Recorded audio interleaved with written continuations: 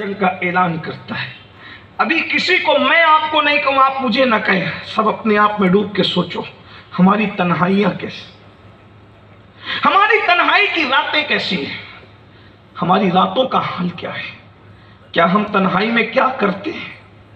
اللہ فرماتا ہے جو تنہائی میں گناہ کرے میں اس کے ساتھ جنگ کا اعلان کرتا ہوں۔ کہاں ٹکے گا انسان؟ جس سے خدا جنگ کا اعلان کرے کہاں ٹکے گا انسان؟ اس کی حیثیت کیا ہے؟ انسان کی قوت کیا ہے؟ اللہ ہو، ساری قوت تو رب کی دی ہوئی ہے۔ بھائیو، اللہ کی طاقت یہ ہے کہ اگر اللہ تبارک و تعالی یہ جو ناخن ہے انسان کے، جس کبھی غور کیا ناخن آتا کہاں سے؟ کبھی غور کیا بال آتے کہاں سے؟ اللہ کی طاقت پہ غور کرو۔ وہ مردہ انڈے سے زندہ مرغی پیدا کرتا ہے، اس کی طاقت پہ غور کرو۔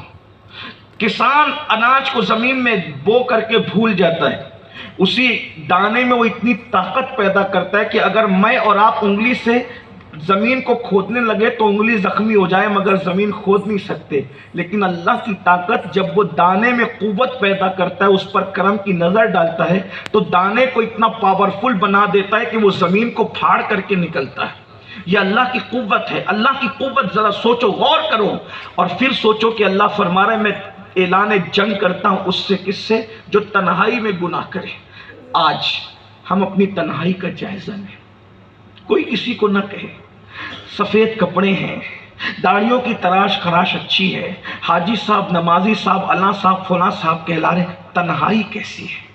بلکہ اللہ تبارک و تعالیٰ پہ دوسرے مقام پر یہ بھی ارشاد فرماتا ہے جو تنہائی میں گناہ کرتے ہیں اور سب کے سامنے نیکی کرتے ہیں، میں ان کی نیکیوں کو ہباء منصورہ کر دوں گا، یعنی بکھرے ہوئے ریت کے ذرات کی طرح کر دوں گا۔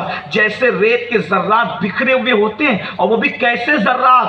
آپ نے صبح کے وقت ٹھنڈی کے موسم میں دیکھا ہوگا، ہماری دروازے سے یا کھڑکی سے یا چھوٹے چھوٹے سوراخ سے جو چھن کر کے کرنیں آتی ہیں گھر میں، تو اس کرنوں کے اندر اس دھوپ میں ہمیں بہت باریک باریک ذرات صرف دھوپ میں نظر آتے ہیں۔ اس ویسے باریک ذرات کر دے گا اللہ تمہاری نیکیوں کو۔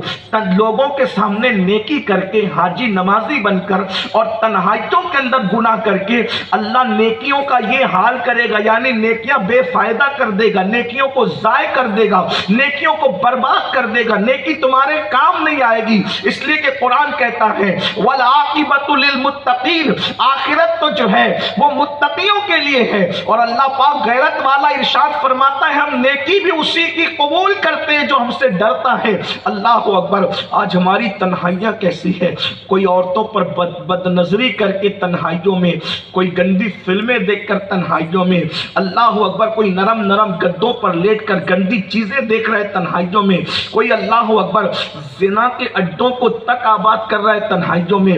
لوگ دیکھ رہے ہو تو انسان نماز پڑھتا ہے، اور اگر لوگ نہیں دیکھ رہے ہوں تو انسان نماز میں بھی کوتاہی کرتا ہے۔